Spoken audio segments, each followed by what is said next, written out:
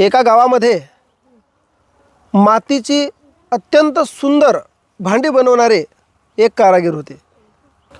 त्यांची भांडी एवढी सुंदर असायची की त्या गावासह इतर गावामध्ये सुद्धा त्या भांड्यांची एक वेगळी ओळख होती. एवढे सुंदर भांडं ते कारागीर बनवायचे. मग एवढ्या सुंदर भांड्याच्या कारागिराचं जे कसब आहे ते कसब एका दिवसाचं होतं का? नाही. परंतु अनेक दिवस त्यांनी प्रयत्न करून सुंदर भांडे बनवायचे ते, आणि ते सगळी सुंदर भांडी बनवल्याच्या नंतर ती विक्रीला न्यायची, काही त्यांच्या घरून लोक विकत न्यायची. परंतु काळानुसार ते आता वृद्ध झाले होते. वृद्ध म्हणजे म्हातारे. ते कलावंत, ते कारागीर वृद्ध झाले होते आणि त्यांना आता प्रश्न पडला की एवढी सुंदर कला माझ्या हातामध्ये आहे, मग आपण आपल्या मुलाला द्यावं.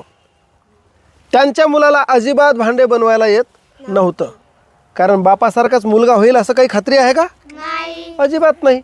तो त्या कारागिराच्या मुलाला भांडे काही बनवता येत नव्हते आणि त्यांना कंटाळा यायचा त्याला, आणि कंटाळा येत होता म्हणून भांडे बनवता येत नव्हते.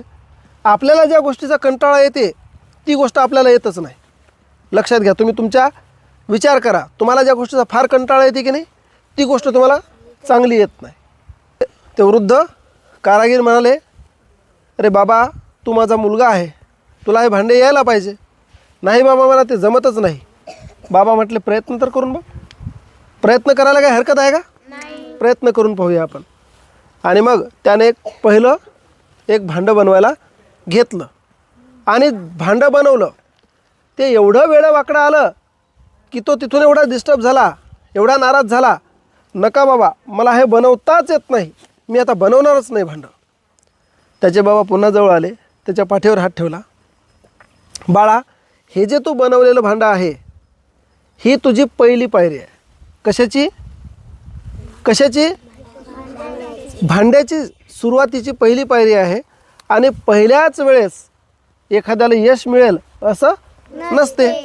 तू काय कर, तू फक्त प्रयत्न करत राहा. आणि त्या दिवसापासून त्या मुलाने काय ठरवलं की आपल्याला आता प्रयत्न करायचे. मग मुलगा दिवस रात्र प्रयत्न करायला लागला. त्याचे वडील फक्त त्याला दुरून पाहत होते, कारण वडील भांडे कसे बनवत होते हा तो मुलगा लहानपणापासून पाहत आला होता ना, कारण त्याच घरातला होता तो. मग कसे भांडे बनवायचे त्याच्या डोक्यामध्ये पक्क पाहिलेलं होतं की या पद्धतीनं भांडे बनवतात. जेव्हा तो 2 दिन 5 7 8 10 दिवस गेले, तसं त्याच्याकडे असलेलं, वडिलाकडे असलेलं नॉलेज, म्हणजे वडिलाला बनवताना जे त्याने पाहिलेलं होतं त्या सगळ्या गोष्टी आठवण करून तो भांडे बनवायला लागला. आणि एक दिवस असं झालं की त्याने एवढं सुंदर भांडं बनवलं की ते भांडं पाहण्यासाठी गावातील सगळे लोक एकत्रित आले आणि त्या भांड्याचं कौतुक करायला लागले. आणि काय म्हणाले, असं भांडं आत्तापर्यंत आम्ही कधीही बनवलेलं पाहिलं नाही. आणि मग तो मुलगा खुश होऊन त्याच्या बाबाला काय म्हणाला, बाबा, जमलं बरं का? त्याचे बाबा हसून म्हणाले, बाळा, जेव्हा तू पहिलं भांडं बनवलं होतं तेव्हा ते तुझं पहिलं पाऊल होतं. आणि एकदमच आपण चालायला लागतो का? आपण एकदम चालायला लागत नाही. ते तुझं पहिलं भांडं होतं, बिघडलं म्हणजेच तू चालता चालता पडला. दुसरं भांडं बनवलं, पुन्हा प्रयत्न केला, म्हणजेच काय केलं, तू पुन्हा एकदा दुसरं पाऊल टाकायचा प्रयत्न केला. असं करत करत करत आपण चालायला शिकत असतो. आणि म्हणूनच कुठलीही गोष्ट शिकता शिकता शिकत असते. आणि प्रयत्न जर सोडला नाही तर मात्र ती आपल्याला अत्यंत चांगल्या प्रकारे जमते. त्या मुलाने जर पहिलं भांडं बनवलं होतं आणि तेव्हा जर त्याने प्रयत्न सोडून दिला असता किंवा पुन्हा प्रयत्न केलाच नसता किंवा भांडं हातात घेतलंच नसतं, ती ओली माती हातात घेतलीच नसती, तर त्याला दुसरं भांडं बनवता आलं असतं का? तो एवढा सुंदर कारागीर झाला असता का? नसता झाला. म्हणजेच काय, जर ती माती आहे, ती काय आहे, मातीचं भांडं, ते मातीचं भांडं बनवायसाठी किंवा त्या मातीला एवढा सुंदर आकार येण्यासाठी एवढा वेळ लागला, एवढे प्रयत्न करावे लागले, तर तुमचं माझं सगळ्यांचं आयुष्य आहे. काय आहे? आयुष्य आहे. आणि आयुष्य घडवण्यासाठी मात्र वेळ द्यावा लागेल आणि सतत प्रयत्न करावे लागतील. आणि म्हणून जर माती घडायसाठी वेळ लागते तर आपलं आयुष्य घडण्यासाठी सुद्धा वेळ लागते. अत्यंत कमी वेळामध्ये ते घडणार नाही. परंतु काय ठेवावं लागेल त्याच्यामध्ये? सातत्य. काय ठेवावं लागेल आपल्याला त्याच्यामध्ये? सातत्य ठेवावे लागेल. आणि सातत्य ठेवल्याच्या नंतर काय होईल?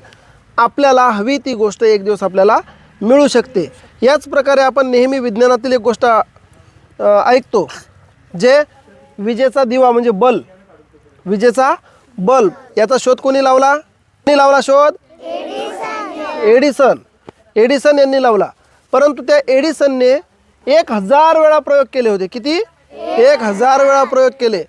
त्याच्यामधले 999 वेळा तो बल्ब लागला नाही. मग पहिल्याच प्रयत्नात, दुसऱ्याच प्रयत्नात, तिसऱ्याच प्रयत्नात त्या एडिसननं ठरवलं असतं, जाऊ दे आता बल्बचा शोध लागत नाही, आपण काही करायचं नाही. तर लागला असता का? नाही.